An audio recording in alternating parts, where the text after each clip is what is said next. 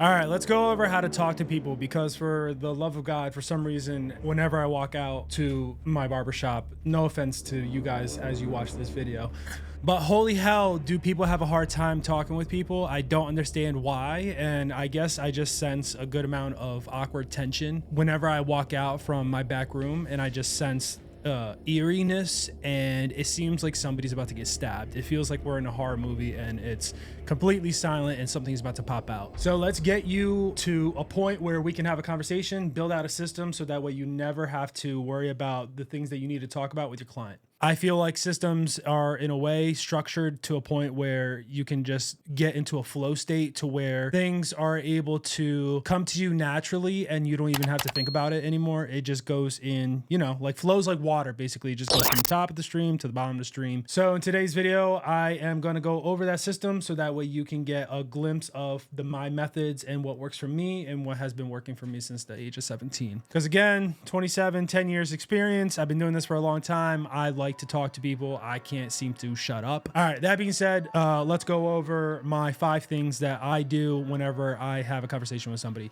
So the first thing I do before I even started a conversation, I try to be as polite as possible. As soon as they see them, I shake their hand, I greet them, and I tell them I appreciate them stopping by, and then I tell them a little bit at the shop, a little bit about myself, and then I offer drinks at my barbershop, so I offer them a free drink. Just a genuine politeness is the first step before we even start the conversation. You want to be generally polite because nobody wants to talk to an asshole, right? Nobody wants to see this person and then they're just rude immediately off the bat, because that from then on out is going to make that person be as quiet as possible and they don't want to talk. All right, and number 2, you want to start with broad questions. Now, what are these broad questions? They're very simple. What's your name? How did you hear about us? What brings you in today? How's your day? Stuff like that, right? So for instance, if it's a brand new client, how I would start this, I'd be like, hey, how are you? What's your name? That person tells me their name. How did you hear about us? I heard about you on Instagram. Oh, that's awesome. How did you hear about us on Instagram? Was it a specific post? Was it a story? Was it a video? What exactly engaged you enough to have you come into the barbershop? Well, it's actually a video. I saw a video of you, and that's what actually drew me into the barbershop. I saw the style, like the haircut. Oh, thank you so much for checking us out. I'm really glad that you stopped in today. So what is the general haircut or beard trim that you would like to get so we can further discuss this? And then you go through your consultation, and then as you get through the consultation, then you can continue by the broad questions. So what do you do for work? They tell you what they do for work. Oh, do you like it? Do you enjoy it? Like, is that your passion? Did you grow up wanting to do that? Now that I hit you with some bunch of different several questions, so just take what you can from that. You don't have to take all 3 questions, but I tend to try to get to know my client as much as possible. So these questions, I go like from like A to B to C to D. I want to make sure I know every single thing that I can with them, because I want to make sure that eventually that client isn't just a walk-in, it's a returning client. And I want to make sure I pay attention to that retention value. So paying attention to that retention value. Okay. Then we have the broad questions. Boom, done. Be polite. Then you have the broad questions. Number 3, you ask more questions. So asking more questions, what does that entail? We already asked the broad questions. Well, I'll tell you what that entails. When you ask these broad questions, you start chipping away about the person, right? You start knowing a little bit more about them, where they went to work, where they went to school, things of that nature. So you just know a little bit more about them, and you can kind of dig in and not pry, because you don't want to be annoying, but you want to be engageful. So when you ask these questions, be as genuine as possible. Make sure that you actually want to learn about this person. Make sure it's not just like, oh, what do you do? Oh, what do you do for work? Oh, okay, that's cool. Yeah, do you live somewhere? You know what I mean? Like it's weird. Don't do that. Be engageful. Talk to them like how I'm talking to them. Hey, how are you? Da da da, stuff like that. So trying to understand your client by asking specific questions. Try to understand their hobbies, their wants, their needs. Try to find similar interests. That's always a good one for me. I try to go and find something that I love movies. So I will try my hardest to get the conversation steered into the movie section.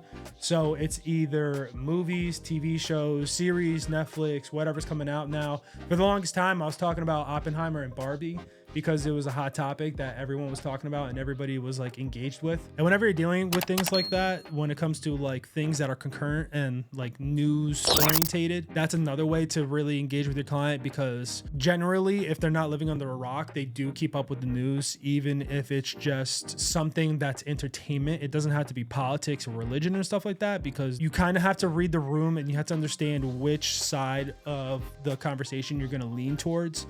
So if it's the person is comfortable talking about politics and stuff like that, and you can genuinely have a good conversation where they're not going to get upset. I know it's hard to do in 2024, but you know, bear with me. But the general census is to lead towards more like movies, TV shows, sports, hobbies, and stuff like that. So because I love movies so much, I try to steer the conversation towards movies as much as possible. So for instance, I would ask them if they saw Oppenheimer or Barbie. Now let's pretend that they saw neither, right? Hey, did you see Oppenheimer or Barbie? No, I didn't, but I heard a lot about it. Okay, cool. So they didn't see the movie, but they heard a lot about it. Then you just move that section on to, oh yeah, no, I saw one, I didn't see the other. I heard about this, you know, Oppenheimer is supposed to be this glorious, massive Christopher Nolan film that's going to be like, it tops all his films. And then I heard Barbie was kind of more of like the mainstream, you know, 2024. They have some like subplots in there and stuff like that. And then just try to get them engaged as much as possible, even if they didn't see the movie. Talk to them a little bit about it, and then that can build off a conversation on top of that. Then you can get into a transitioning phase. So if it's not like movies, I'm terrible with sports, but if they try to start the conversation to like, oh, I didn't see that, but you know, did you catch the fight last night? Did you watch the game? And then at that point, it's your job to keep up with a good amount of current news.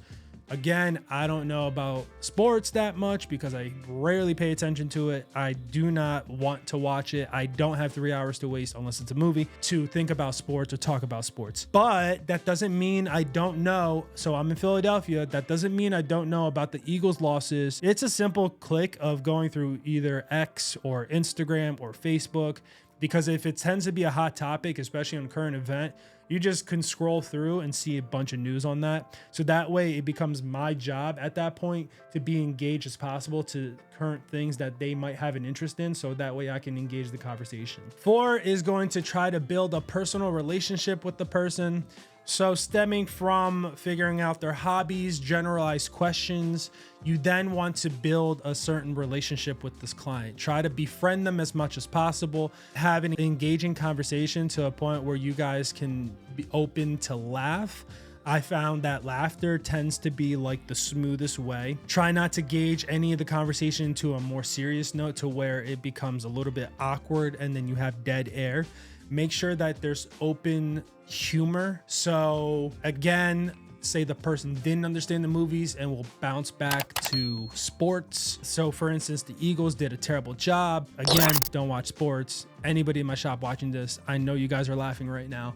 But say the people, say the Eagles did a terrible job. You can make a nice crackle, a nice little joke about like, oh yeah, we did worse than the Cowboys this year, because the Eagles and Cowboys apparently have a huge rivalry. But you can say, oh yeah, we kind of did worse than the Cowboys this year. You do something that's like a little bit fun, so that way you can gauge a little bit more of a personal note. I could tailor it to more of a sports movies. And if I don't want to do that to where I correlate it to another movie, sports movie, I can go back to step 3 and use sports to dig in a little bit more and figure out why my client likes sports so much. So for instance, I can go, hey, did you play sports? What sports did you play? Because most likely a good amount of people who watch sports also played sports. And then on top of that, I can build another relationship with that and correlate to it because I played sports when I was in school. Then I can go into a little bit more of like, oh, okay, what position did you play? Why did you choose football instead of any other sport? What about it attracted you to football? Stuff like that. So you can just try to see how like these things can be built on. And on that note, we're going to go to step number 5. Like I said, we want to make sure that the client is going to be retained. We want to make sure that they come back. So we want to make sure that whenever we're having conversation with them, from the very start of the conversation with step 1, on top of being polite, how'd you hear about us and everything else like that, when it comes to broad questions, we want to make sure that towards the end of the conversation, so 30 minutes or an hour has passed and we continue having conversation, we want to wrap everything else into a nice little box, right? We want to make sure that everything that we learned from this whole conversation foundation that it gets built upon towards the end as well. Hey, thank you so much for coming in. I'm glad that you heard about us on Instagram. I'm really appreciate that you saw the video and you chose me to cut your hair. You know, I gotta check in a little bit more about sports, and then, you know, maybe you could check out Oppenheimer.